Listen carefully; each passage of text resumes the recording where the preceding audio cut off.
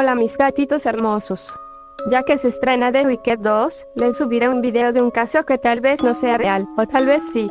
Hoy vamos a entrar en un detrás de cámaras del que muchos hablan pero pocos realmente conocen. El lado oscuro, misterioso, perturbador y a veces trágico del rodaje del Mago de Oz. Una película que marcó la infancia de millones, pero que, detrás de su brillo y su magia, dejó cicatrices que siguen resonando como un eco inquietante, como si los espíritus de ese set siguieran atrapados en él. Dicen que toda película icónica tiene su maldición, como si la grandeza viniera con un precio oculto. Pero en este caso, el precio se pagó con dolor, con silencio, con presiones inhumanas y situaciones que hoy serían imposibles de permitir. Hay quienes creen que el set estaba maldito desde el principio, que algo se impregnó en los actores, en las paredes del estudio, en esos caminos amarillos que nunca llevaban exactamente al mismo lugar. Otros dicen que simplemente era Hollywood en su peor etapa, un lugar donde todo se podía sacrificar con tal de lograr una obra maestra. La verdad es que, sean mitos o realidades, lo que pasó ahí todavía huele a tragedia. Y para entrar en esa atmósfera, mis gatitos hermosos, vamos a empezar por el alma misma de la película, Judy Garland. Todos vemos a Dorothy como una niña dulce, soñadora, caminando por Oz con ilusión en los ojos. Pero detrás de esa sonrisa, Judy estaba viviendo un infierno silencioso. Tenía solo 16 años, pero MGM quería que pareciera de 12. Y para lograr eso, el estudio le quitó casi todo: su tiempo, su libertad, su comida, sus sueños y hasta su identidad. A Judy no le permitían comer, literalmente. Su dieta consistía en sopa clara, café negro, caldo sin nada y hojas de lechuga. La pesaban cada mañana y cada noche. Si subía unas onzas, la regañaban frente a todos. Si se reía mucho, la regañaban. Si no caminaba como querían, también. Hasta su voz estaba controlada. Le decían cómo debía respirar, entonar, mover la boca. Y si no lo hacía, le daban pastillas. Pastillas para estar despierta. Pastillas para dormir. Pastillas para calmar los nervios. Pastillas para no comer. Pastillas para estar feliz. Todo esto a los 16 años. Pero aquí viene lo inquietante. Judy recordaba que, a veces, se despertaba sin saber qué había hecho el día anterior. Como si parte de ella se borrara cada día. Como si su cuerpo siguiera funcionando, mientras su mente era apretada como si fuera un tornillo. Algunos historiadores dicen que esta pérdida de memoria era un efecto secundario de las combinaciones de sedantes, anfetaminas y reductores de apetito que le daban. Otros creen que su mente simplemente se dividió en dos: la Judy real, que estaba huyendo, y la Dorothy que se veía obligada a existir.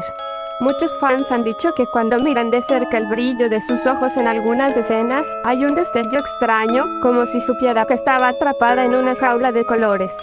Pero Judy no fue la única víctima del maquillaje, de las decisiones apresuradas o de la presión del estudio. Ahora, mis gatitos hermosos, vamos a entrar en un terreno más oscuro. Vamos a hablar del hombre de hojalata, y del actor que casi muere por interpretarlo. El papel originalmente era para Woody Allen. Su traje era incómodo, sí, pero lo peor era el maquillaje. Era un polvo de aluminio puro, tan fino que flotaba en el aire. Cada vez que él hablaba, respiraba o simplemente movía la boca, pequeñas partículas entraban en sus pulmones. Al principio eran molestias, luego dolor, y finalmente, una noche, no podía respirar. Se sentía como si alguien le estuviera llenando los pulmones con cemento. Sus manos se entumecían, su corazón latía lento. Lo llevaron al hospital y, según él, los médicos dijeron, si hubiera seguido trabajando una semana más, habría muerto. MGM no lo anunció, no lo lamentó, no lo mencionó. Simplemente lo reemplazaron. Aquí viene lo raro. Cuando Woody contó años después su experiencia, dijo que tenía pesadillas recurrentes. Soñaba que estaba en el set, pero no había cámaras, ni luces. Todo era oscuro, excepto por unas figuras metálicas sin rostro que lo miraban desde lejos. Él intentaba respirar, pero su boca estaba llena del mismo polvo plateado que casi lo mata. Al despertarse, muchas veces encontraba restos de maquillaje en su almohada, aunque él no había usado nada de eso en décadas. ¿Coincidencia? ¿Memoria fantasma? ¿Un rastro físico de un trauma? Cuando el estudio contrató a Jack Haley para reemplazarlo, cambiaron el maquillaje, pero aún así seguía siendo tóxico. no tanto como el original, pero lo suficiente para causarle irritación en los ojos y dificultades para respirar. Su lagrimal se infectó y tuvieron que suspender grabaciones varios días. A veces, mientras él grababa, se podía escuchar un eco extraño cuando hablaba, como si la voz rebotara en el interior del traje de metal. Algunos del equipo decían que el eco no siempre coincidía con su voz, como si hubiera otro tono, más grave, más lento, respondiendo a destiempo. Muchos lo atribuyeron al traje, pero otros juraban que no era eso. Hablemos ahora del espantapájaros, interpretado por Ray Bolger. Para que su rostro se viera flexible y lleno de arrugas, le pegaron una red al rostro, literalmente pegada a su piel. El maquillaje tomaba horas y la sensación era como si tuviera una capa endurecida que se movía con él. El problema era cuando intentaban retirarlo.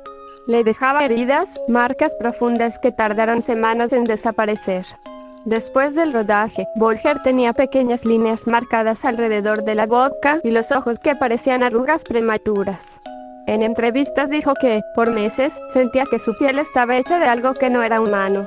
Que cuando se miraba al espejo, a veces sentía que el rostro del espantapájaros seguía ahí.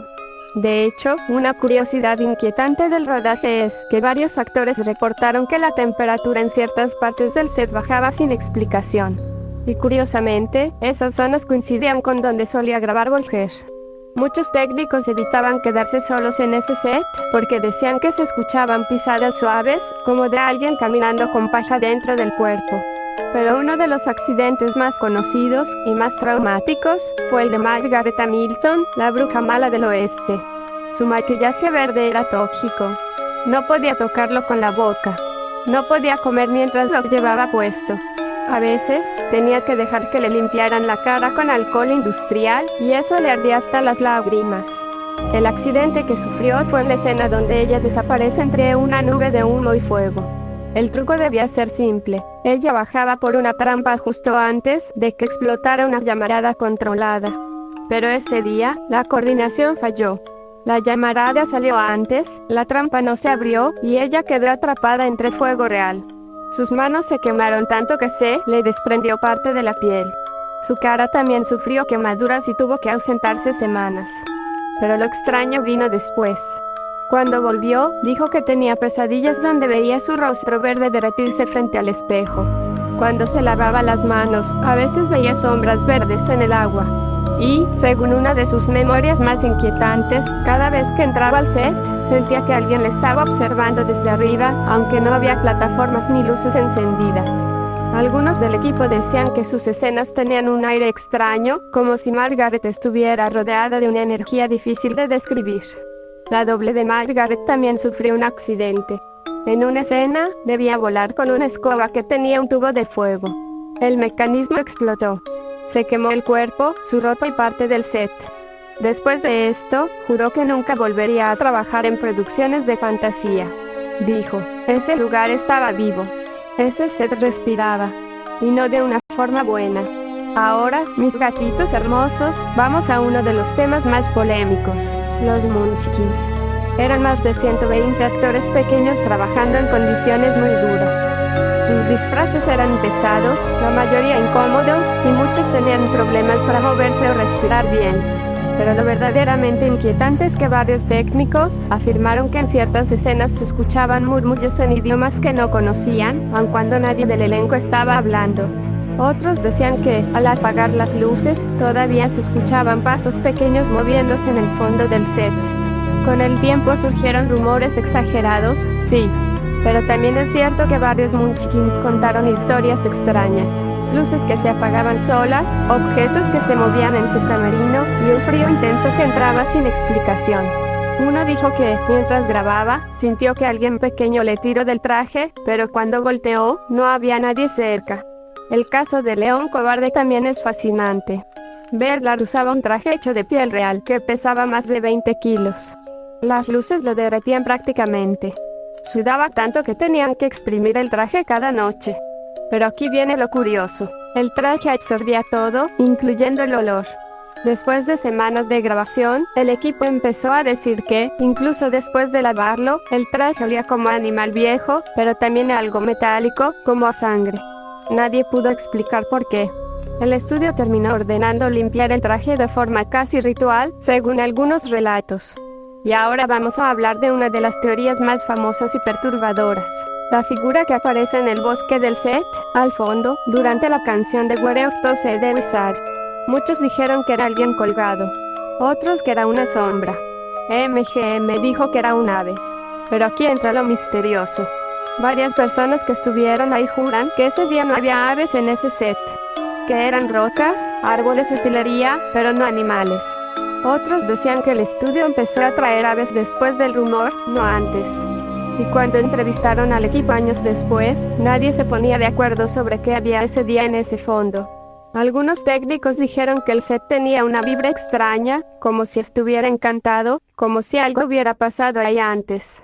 Hay rumores, no confirmados, de que ese mismo estudio había sido usado para grabar una película de terror que nunca se estrenó porque los actores decían que escuchaban voces entre las paredes.